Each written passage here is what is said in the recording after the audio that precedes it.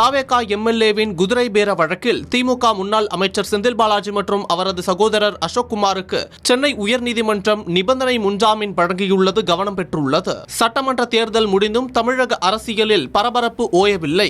ஆட்சிக்கு பெரும்பான்மை கிடைக்காததால் தாவேகா குதிரை பேரம் நடத்துவதாக திமுக, அதிமுக உள்ளிட்ட எதிர்க்கட்சிகள் குற்றம் சாட்டி வருகின்றன. இந்நிலையில் தாவேகா எம்எல்ஏ இளையராஜாவிடம் ரூபாய் 35 கோடி பேரம் பேசிய புகாரில் ஐபிடிஎஸ் நிறுவனத்தின் திருநாவுக்கரசு, செந்தில் பாலாஜி, அவரின் சகோதரர் அசோக் குமார் ஆகியோர் மீது காவல்துறை வழக்கு பதிவு செய்தது. கடந்த ஒரு வாரத்திற்கும் மேலாக செந்தில் பாலாஜி தலைமறைவாக உள்ளார். அவர் முன்ஜாமீன் கோரி சென்னை உயர்நீதிமன்றத்தில் வழக்கு தொடர்ந்திருந்தார். இந்த வழக்கு விசாரணையில் காவல்துறை பல்வேறு அதிர்ச்சி தகவல்களை கூறியது.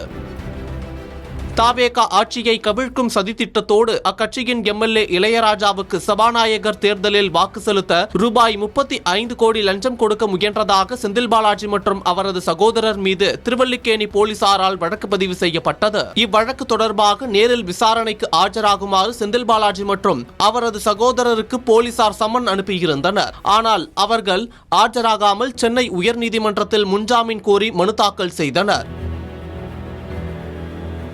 செந்தில் பாலாஜி தரப்பில் மூத்த வழக்கறிஞர் என்ஆர் இளங்கோவும், அசோக் குமார் தரப்பில் மூத்த வழக்கறிஞர் பி குமரேசனும், காவல்துறை தரப்பில் அரசு குற்றவியல் வழக்கறிஞர் ஜான் சத்தியனும் ஆஜராகி வாதிட்டனர். அப்போது இந்த புகாருக்கும் தமக்கும் எந்தவித தொடர்பும் இல்லை என்றும், தொலைபேசி அழைப்பு விவரங்களோ அல்லது பண பரிமாற்ற ஆதாரங்களோ இல்லை என செந்தில் பாலாஜி தரப்பில் வாதிடப்பட்டது. குற்றச்சதி நடந்ததற்கான ஆரம்பகட்ட ஆதாரங்கள் மற்றும் செல்போன் சிக்னல் விவரங்கள் தங்களிடம் உள்ளதாக கூறி காவல்துறை தரப்பு வாதிட்டு முன்ஜாமீனுக்கு எதிர்ப்பு தெரிவித்தது.